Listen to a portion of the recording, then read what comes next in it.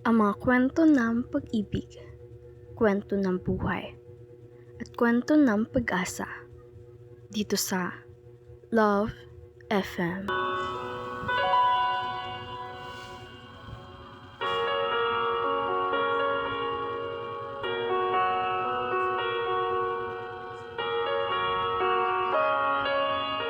Madalas, kung sino pa ang mahal mo ay hindi ka mahal. Kung maaari mo nga lang gawin na mahalin ka ng mahal mo ay siguro wala nang masasaktan pa pagdating sa pag-ibig. Ano nga ba ang pakiramdam ng isang tao na maasa na mamahalin din siya pabalik ng taong matagal na niyang iniibig? Sapat na ba ang pagkakaroon ng mabuting puso para ikaw ay mahalin? Kaya nga ba turuan ang puso na mahalin ang tao kung kaibigan lamang ang tingin niya rito?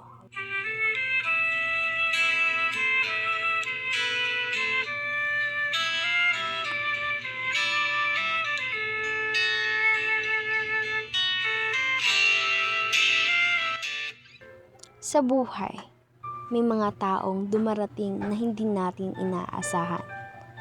Minsan, sila ang nagpapasaya, nagbibigay ng kulay, at nagiging dahilan para maniwala tayo sa pag-ibig. Kahit alam nating mahirap at masakit. Ako nga pala si DJ Angel, at ito ang kwento sa isa nating tagapakinig na itago na lang natin sa pangalan na Elizabeth. Isang babaeng nagmahal na higit pa, kahit kaibigan lang ang tingin sa kanya.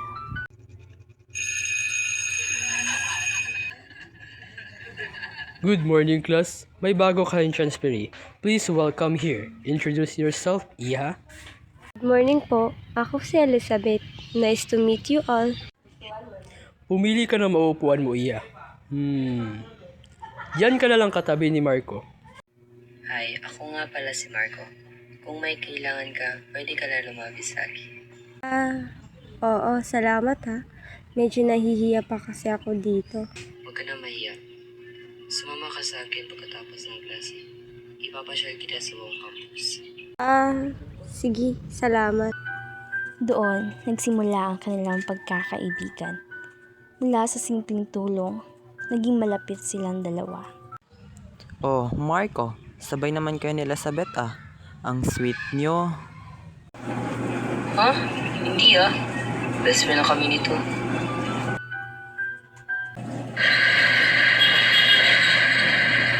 Uy, Elizabeth, dito ka na sa mabay para tipid sa pamasahe.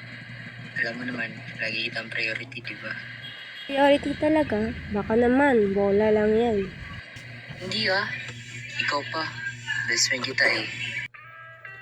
At sa bawat araw na lumilipas, unti-unti na nahuhulog ang puso ni Elizabeth. Bakit ganito? Sa bawat tawanan, sa bawat kwentuhan, lalo lang akong nahuhulog. Gusto ko siyang sabihin, gusto kong aminin, pero paano kung hindi niya rin ako nararamdaman? Paano kung mawala siya sa akin? Diyos ko, huwag sanang mangyari. Elizabeth, umamin ka nga na gusto ka kay Marco, no? Ewan ko, Mia. Basta iba yung pakiramdam ko. Mag-ingat ka. Masarap umasa, pero masakit kapag hindi pala pareho ang nararamdaman niyo. Hello, sabay tayo mamaya. Oo naman.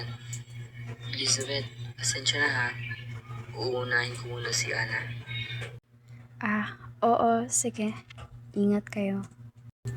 At doon naramdaman ni Elizabeth ang kirot, na kahit gaano siya kalapit, may iba pala mas mahalaga sa puso ng kaibigan niya.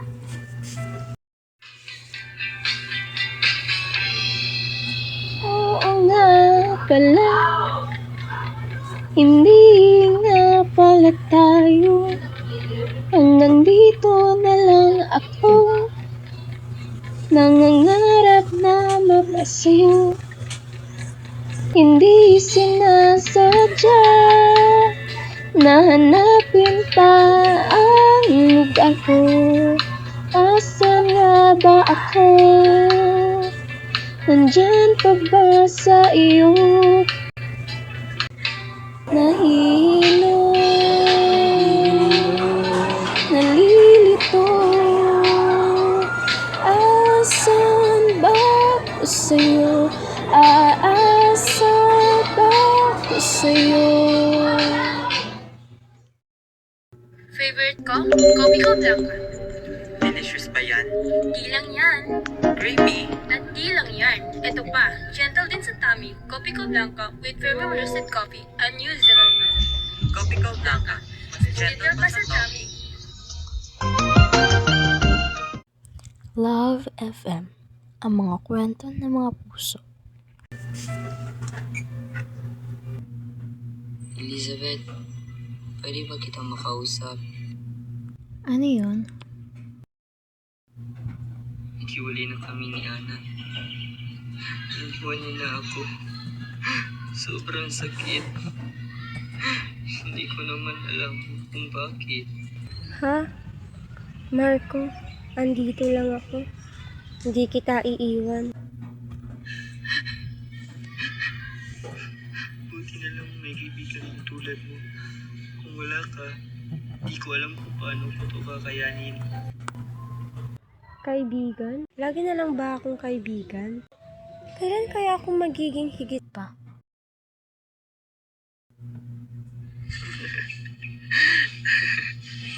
Alam mo ba, Elizabeth, kung sakali, ikaw yung tipo ng babaeng pwedeng mamahalin. Kung hindi lang siguro ako broken ngayon, baka Baka ano? ikaw yung pipiliin ko. Mga salitang nagbigay ng pag-asa kay Elizabeth. Pero siya rin bumuo na mas malalim na sakit. Dahil hanggang salita lang pala ito. Elizabeth, hindi ka masaya. Kita ko. Sabihin mo lang sa kanya bago pa mahuli ang lahat. Takot ako, Mia. Takot akong wala siya. Pero mas takot akong manatili sa sakit na ito. Hanggang kailan ako magtitiis? Hanggang kailan ako magpapangarap? Di sapat na ang pagiging kaibigan. Gusto ko siyang hawakan. Gusto ko siyang mahalin. Pero, baka tuluyan niya akong liban kapag nalaman niya ang totoo. Elizabeth, ang swerte ko kasi lagi ka nandiyan. Hindi ko alam kung anong gagawin kung wala ka. Marco, may aaminin ako. Matagal ko itong kinikintim. Pero, ngayon lang ako naglakas loob na sabihin ito sa'yo. Ano yun? Mahal kita, hindi lang bilang kaibigan. Matagal ko na tong tinatago. Pero, hindi ko na kaya. Sobrang sakit na.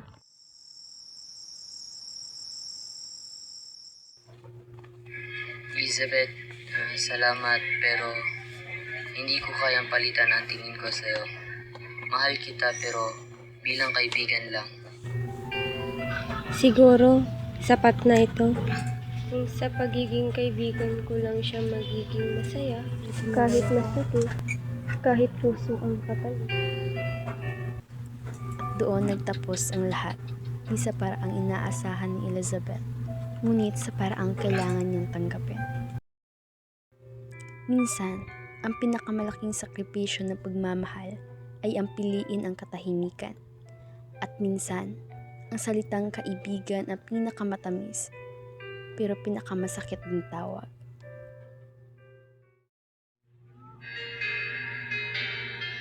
At ewan ko nga sa'yo, parang wala ang puso ko. Ano nga bang meron siya na sa akin ay di mo makita? Kung ako na lang sana ang iyong minahal, di ka na muling luluha pa. Di ka na mangangailangan pang humanap ng iba. Narito ang puso ko, naghihintay lamang sa'yo. Kung ako